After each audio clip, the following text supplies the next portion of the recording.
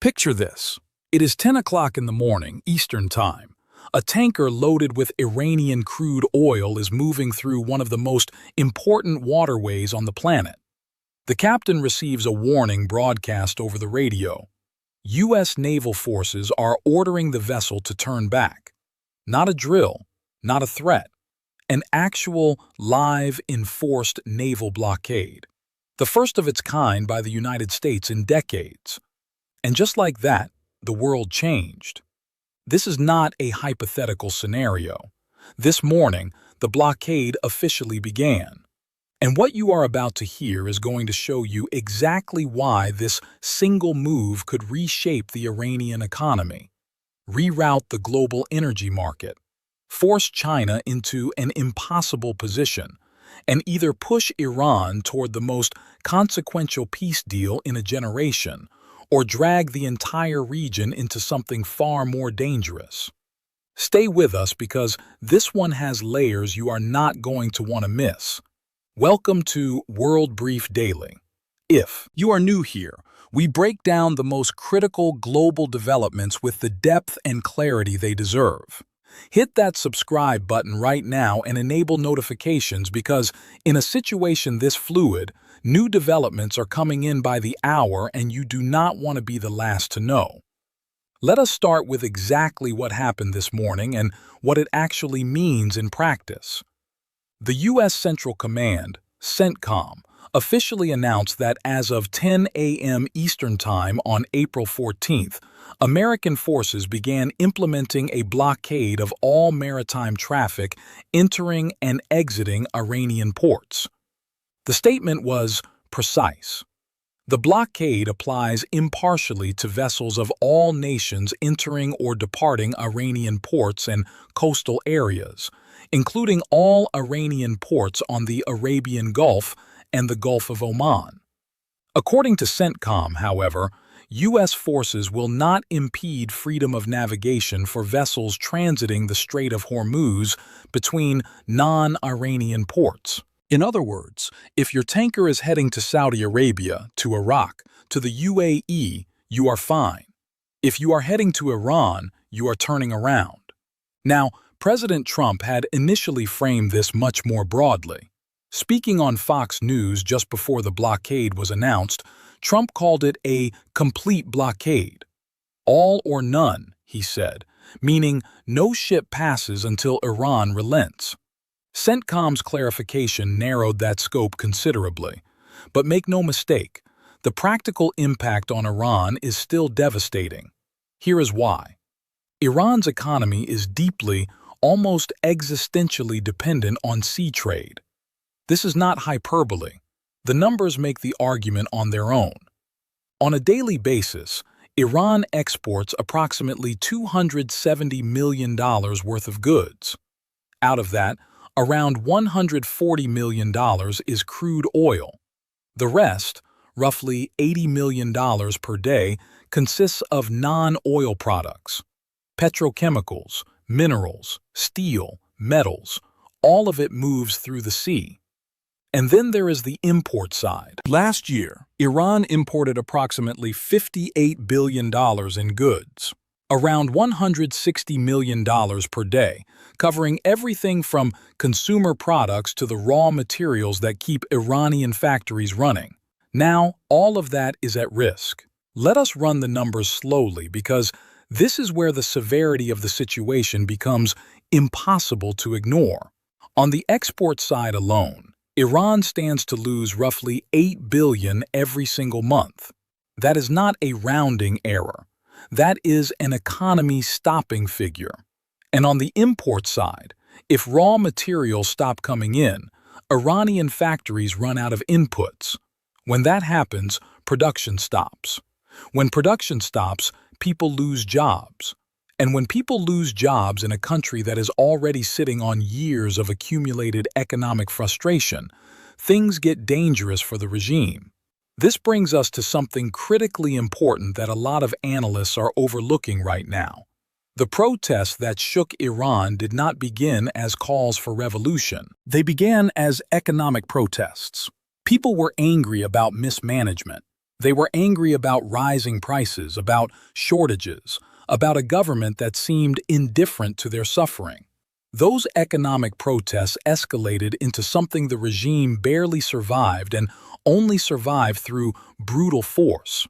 But the economic problems that ignited those protests never disappeared.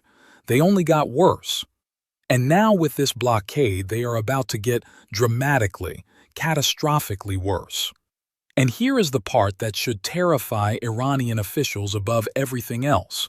Time is not on their side. Look at Iran's oil storage situation. Iran has roughly 50 to 60 million barrels of storage capacity across its oil depots. Right now, approximately 60% of that capacity is already used up.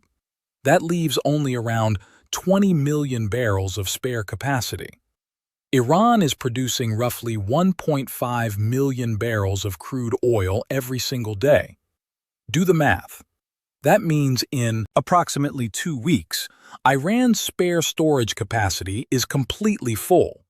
At that point, Iranian oil companies will have no choice. They will be forced to shut down oil wells. And shutting down oil wells is not like flipping a switch back on. Each time you shut down a well, you permanently lose between 5 and 10% of its extraction capacity.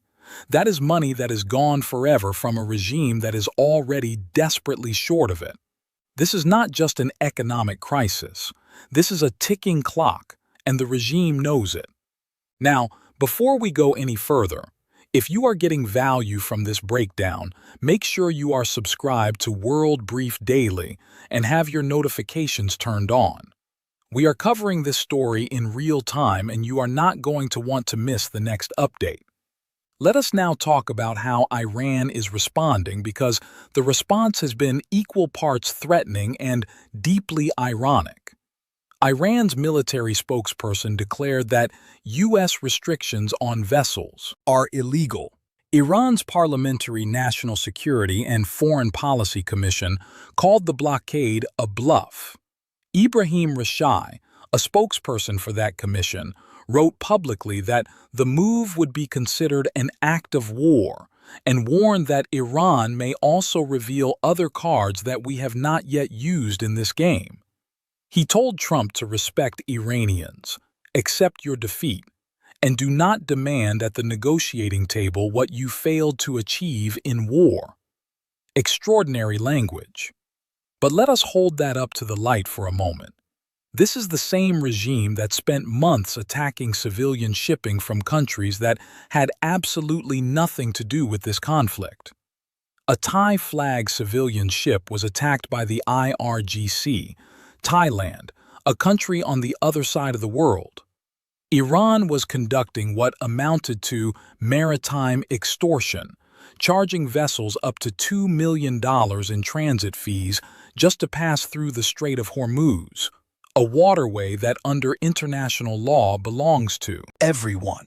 As reported by NPR, citing a lawmaker on Iran's own Parliamentary Security Committee, those toll fees were very real, very significant, and legally indefensible. So when Iranian officials call the U.S. blockade an act of war and an illegal provocation, the only appropriate response is, look in a mirror. Iran's armed forces went further, calling the blockade outright piracy. The IRGC warned that any military vessels approaching the Strait of Hormuz will be considered a violation of the ceasefire and will be met with severe force. According to Iran's semi-official Fars news agency, Iran's acting defense minister announced the country's armed forces were on maximum combat alert. And yet, despite all of this fire-breathing, the ceasefire is technically still holding. Pakistan's Prime Minister Shahbaz Sharif confirmed on Monday that the ceasefire remained in place and that efforts were ongoing to reach a diplomatic solution. The dialogue has not collapsed entirely, not yet, but the pressure is building fast. Now, let us talk about what this blockade actually looks like in practice. Because enforcing a naval blockade in one of the world's most congested and strategically sensitive waterways is not a simple operation. According to ship tracking data from Kepler, by early Monday morning, well before the blockade officially began, traffic through the Strait of Hormuz had already dropped sharply. Vessels were steering clear. One tanker registered in Comoros under the name Elpis, which had previously been sanctioned by the United States for involvement in the sale and transportation of Iranian petroleum, was identified passing through the strait after the blockade took effect. A Botswana-registered tanker called Austria reportedly turned around 41 minutes after Trump's deadline, changing its intended destination from Oman to the UAE. Another vessel, Rich Sterry, began broadcasting a drifting status off the coast of Keshem Island, apparently stalling and waiting to see what happens next. According to NBC News, as of this morning, 31 vessels had passed through the Strait of Hormuz in the prior 24 hours, compared to the much higher normal traffic volumes. Of those, 6 were carrying cargo, oil, chemical products, or liquefied petroleum gas. The rest were sailing light or their load status was unknown. As reported by NBC News, legal experts are watching this closely. According to Todd Huntley, a retired Navy captain and director of Georgetown University's National Security Law Program, the legality of the blockade will hinge on how it is carried out. International law requires that any blockade be officially announced, enforced impartially against all nations, and that humanitarian aid, including food and medicine, must be allowed through. The U.S. appears to be aware of these requirements. CENTCOM issued formal notices to mariners prior to the blockade start time, but as Andreas, a senior lecturer at King's College London School of Security Studies, told NBC News, this looks less like a clean historical blockade and more like a messy, high-risk interdiction regime, requiring U.S. naval forces to identify, track, hail, divert, and potentially board vessels, all while operating in one of the most crowded shipping lanes on Earth. The U.S. military assets positioned to enforce this blockade are substantial. According to CBS News, CENTCOM currently has the USS Abraham Lincoln aircraft carrier, 11 destroyers, and the USS Tripoli amphibious group operating in the Middle East. The USS Gerald Ford and additional destroyers are deployed in the Mediterranean. On Saturday, as reported by the New York Times, U.S. military vessels had already entered the strait to clear mines previously laid by the IRGC, a necessary precondition for any serious enforcement operation. According to Trump speaking outside the Oval Office on Monday, their whole Navy is underwater. You know that 158 ships are gone. Their Navy is gone. Most of their mine droppers are gone.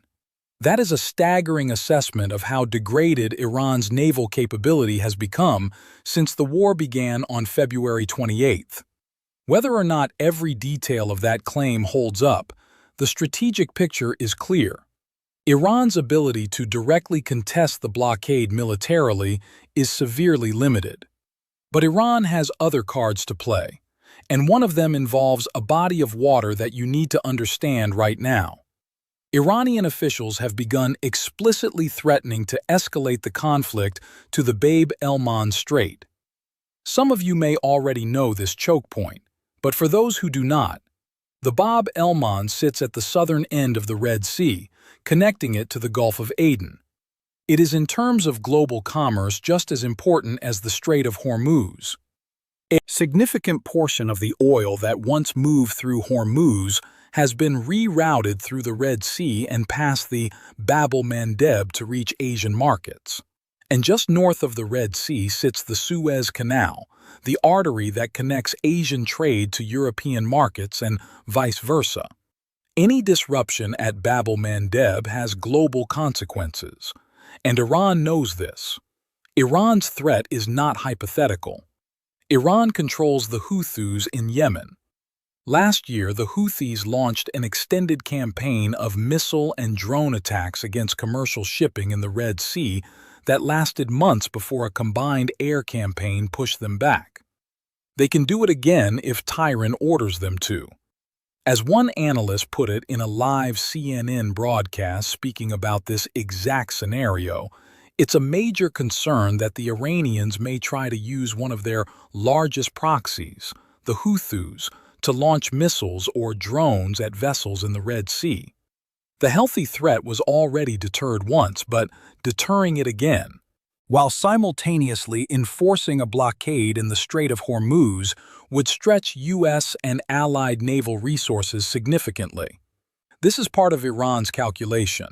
Now, here is the dimension of this story that most Western coverage is not paying enough attention to, and it could end up being the most important factor of all: China. Almost all of Iran's oil exports go to China.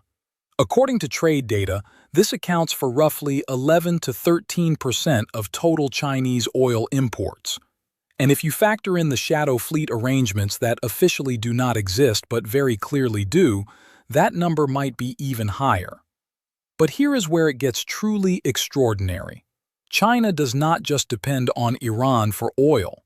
China depends on the entire Gulf region, and the vast majority of that oil moves through the Strait of Hormuz. Break it down. Russia supplies roughly 20% of China's oil imports. Iran supplies around 13%. Saudi Arabia, Iraq, the UAE, Oman, Kuwait, all those countries ship their oil through the Strait of Hormuz. Add it all up and you are looking at approximately 50% of China's entire oil supply that depends on this one waterway. And who effectively shut down the Strait of Hormuz? Iran did, not the United States. Even now, with the blockade in full force, CENTCOM has been explicit. The U.S. is only targeting ships bound for Iranian ports. Every other vessel heading to Gulf ports is free to move. The disruption to non-Iranian Gulf shipping is entirely of Iran's making because Iran closed the strait, laid mines, and started charging tolls. That puts China in an extraordinarily uncomfortable position. We know from reporting just last week that China had already applied quiet pressure on Iran, helping to broker the Islamabad talks that took place over the weekend. Beijing needs this conflict to de-escalate. It needs the strait open. It needs Iranian oil, but more. Importantly, it needs Gulf oil, and right now it is getting neither reliably.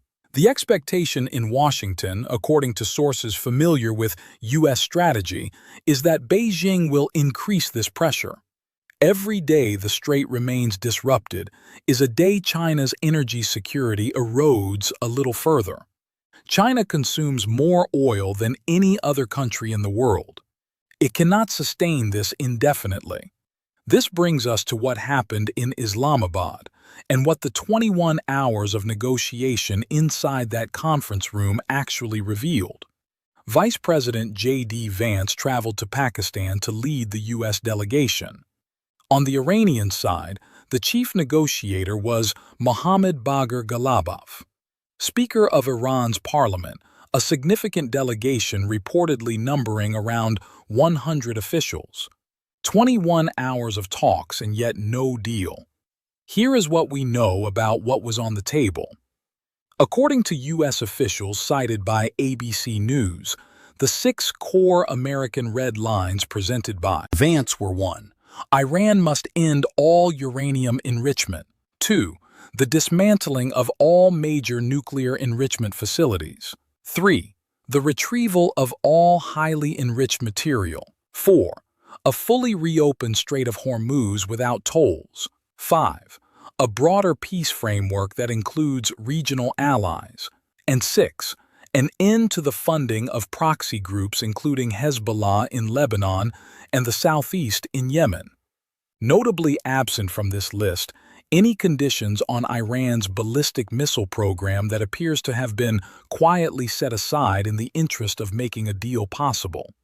The United States was also reportedly seeking a 20-year freeze on all Iranian nuclear enrichment activities in exchange. Presumably, a long-term framework would be renegotiated before that freeze expired. Here is where it gets interesting. Despite the public posturing, Iranian officials were reportedly willing to discuss the nuclear issue. But the gaps between the two sides remained enormous. And there was another problem, a structural one that exposed just how fragile the Iranian negotiating position really is. The person with the actual authority to make a final decision was not in the room. Vice President Vance himself confirmed this, stating that during the 21-hour marathon session, he called President Trump approximately half a dozen times, possibly more.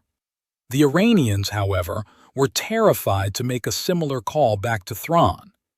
They were worried about the security risk. They were afraid that an intelligence agency might be monitoring the call and able to track it.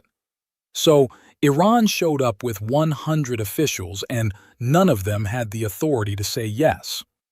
This tells us two things simultaneously. First, the Iranian regime is so fragmented and so deeply paranoid that it could not even conduct secure communications during the most important diplomatic moment it has faced in years.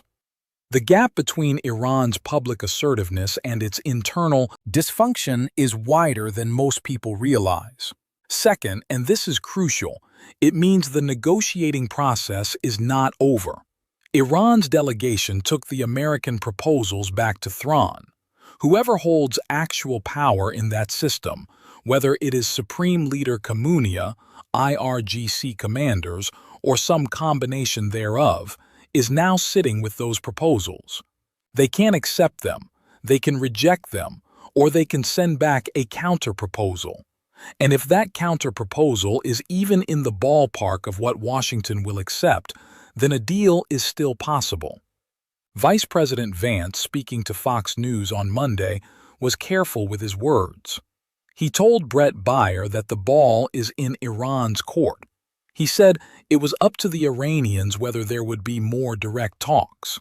And Trump himself, despite announcing the blockade, told reporters outside the Oval Office that Iran wants to make a peace deal very badly. Those two statements, announcing a blockade, while saying the other side wants peace, reflect the delicate, high-stakes game being played right now. It is also worth pausing on the legal dimension of the Islamabad process, because it adds another layer of complexity. The ceasefire that created the window for these talks came into force after Trump threatened to obliterate what he called the whole civilization of Iran if it did not reopen the waterway. Iranian Foreign Minister Abbas Araghchi then confirmed that safe passage through the Strait of Hormuz would be possible through coordination with Iran's armed forces. But what coordination actually meant in practice, specifically the tolling regime that Iran began imposing, was precisely the flashpoint that blew the Islamabad talks apart. According to a U.S. official speaking to ABC News, the talks ultimately broke down because Iran would not concede on ending uranium enrichment, would not agree to dismantle its enrichment facilities, and refused to fully open the strait without conditions. Israel, for its part, was entirely supportive of the blockade decision. Prime Minister Benjamin Netanyahu confirmed in a cabinet statement that his government is in full coordination with Washington and endorsed the blockade as a direct consequence of Iran violating the rules of the ceasefire negotiations. Meanwhile, the international community is not standing still. French President Emmanuel Macron announced preparations for what he called a peaceful, multinational mission aimed at restoring freedom of navigation in the Strait of Hormuz. Speaking via social media, Macron confirmed he would be convening a joint conference with the United Kingdom in the coming days to coordinate international efforts. British Prime Minister Keir Starmer is reportedly already engaged on the energy price dimension because Europe is bleeding. As reported by Gulf News, the EU energy crisis triggered by the Iran war has already cost the 27-nation bloc more than €22 billion in higher fossil fuel bills. EU Commission President Ursula von der Leyen announced that Brussels will present emergency energy cost plans next week, and as reported by Reuters, Brent crude oil has risen by approximately 40% since the war began, with prices nearing or surpassing $100 a barrel on Monday. Energy Secretary Chris Wright acknowledged on Monday, speaking at the Semaphore World Economy Conference, that oil prices will likely continue to climb until meaningful ship traffic gets through the blockaded strait. And he projected that peak pricing could occur sometime in the next few weeks, which means the pain at the pump is not over, not yet. The Speaker of Iran's parliament, Galaba, seemed almost to relish this point, posting a photo of a U.S. gas station sign on social media with the caption, "Enjoy the current pump figures with the so-called blockade. Soon, you'll be nostalgic for $4 to $5 gas." A remarkable thing to say publicly, even by the standards of this conflict. But let us put the global oil market picture into its full context, because this is not just about what Americans pay at the pump. Brent crude. The international standard was sitting around $70 per barrel before this war began. It is now hovering near $12 a barrel, according to live market data cited by CBS News. That is a 40% increase driven almost entirely by Iran's closure of the Strait of Hormuz. Almost a fifth of the world's entire oil and gas supply normally moves through that 21-mile-wide channel. Beyond oil and gas, the strait is also a major corridor for fertilizer, aluminum, and helium shipments. The economic ripple effects touch agriculture, manufacturing, and technology sectors worldwide. Spain's defense minister, Margarita Robb, called the blockade another step in an escalating crisis, warning in an interview with Spanish national television, RTVE, that the consequences extend well beyond Iran and the United States. UN Secretary-General Antonio Guterres, through his spokesman Stefan Dujarric, stated bluntly that there is no military solution and called on both parties to maintain the ceasefire and pursue dialogue. And even Russia, hardly a neutral party in any of this, expressed concern. Kremlin spokesman Dmitry Peskov warned on Monday that the blockade will continue to negatively impact international markets, calling it a situation where many details remain unclear. Coming from Moscow, that is as close to genuine alarm as you are going to hear expressed diplomatically.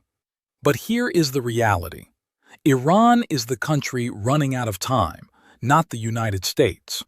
Let us bring all of these threads together because the picture they form is one of extraordinary strategic tension. The United States has deployed one of the most powerful naval forces ever assembled in the Middle East. The blockade is live. Iranian oil exports are effectively frozen. Iranian storage capacity will be full in approximately 2 weeks, at which point well shutdowns begin, causing permanent, irreversible economic damage to a regime that is already struggling to survive. The Iranian economy is dependent on sea trade for its survival. Domestic economic pressure is building. The memory of past protests that nearly toppled the regime, is not far from anyone's mind in Thrawn. At the same time, the diplomatic window has not closed. The ceasefire, however fragile, is technically still in place. Dialogue, even without a scheduled meeting, has not been declared dead.